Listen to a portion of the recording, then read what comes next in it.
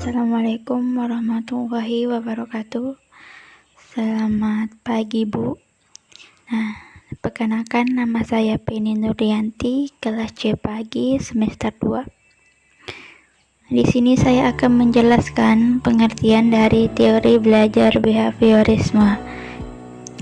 Menurut teori behaviorisme, belajar adalah merupakan tingkah laku sebagai akibat dan adanya interaksi antara stimulus dan respon.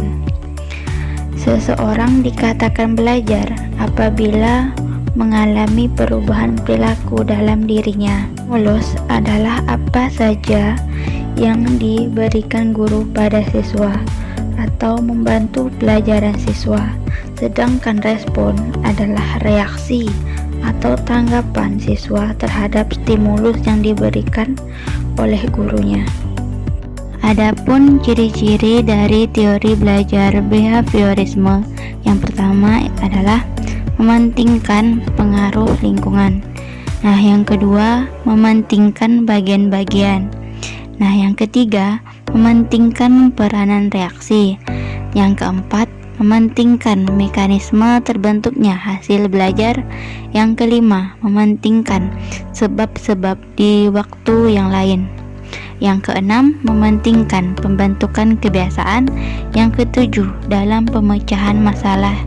Ciri khasnya trial and error. Prinsip teori behaviorisme: pertama, menambah atau mengurangi rangsangan. Yang kedua, kebutuhan pokok atau asumsi seseorang. Yang ketiga, rangsangan secara terjadwal. Yang keempat, berhubungan dengan kesehatan mental. Yang kelima, mengendalikan rangsangan untuk mengendalikan perilaku yang diharapkan. Yang keenam, menghapuskan perilaku yang tidak diinginkan.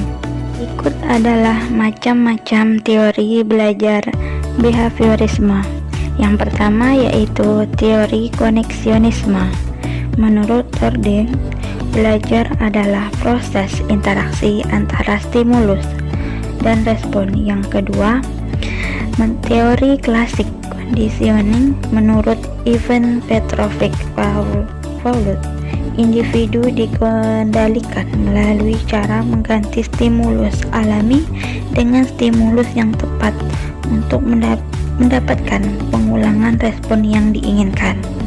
Aplikasi atau penerapan teori behaviorisme, di mana pembelajaran dilihat manakala terjadi perubahan atau tingkah laku pada peserta didik itu sendiri. Pembelajaran behaviorisme mengacu pada dua hal, yakni stimulus dan respon. Guru memberikan dorongan atau stimulus berupa soal-soal, tugas maupun pertanyaan. Kemudian siswa merespon jawaban atau perubahan sebelumnya. Tokoh-tokoh teori belajar behaviorisme: pertama, Ivan Petrovich Pavlov. Clashing conditioning adalah proses yang ditemukan Ivan melalui percobaannya terhadap anjing, di mana perangsang asli dan mitra dipasang dengan stimulus bersyarat secara berulang-ulang sehingga memunculkan reaksi yang diinginkan. 2. Edward Lee Hart-Eater. Belajar merupakan peristiwa terbentuknya asosiasi antara peristiwa-peristiwa yang disebut stimulus dan respon. John B. Watson menyatakan bahwa hanya tingkah laku yang teramati saja dapat dipelajari dengan palit dan reaction, dan demikian stimulus dan respon harus terbentuk tingkah laku yang diamati. Terakhir adalah Worship Frederick Skinner meyakini bahwa perilaku individu dikontrol melalui proses of reductioning, di mana seseorang mengontrol tingkah laku organisme melalui pembelian reinforcement yang bijaksana dalam lingkungan yang relatif besar. Mungkin ini saja yang dapat saya sampaikan dan saya jelaskan.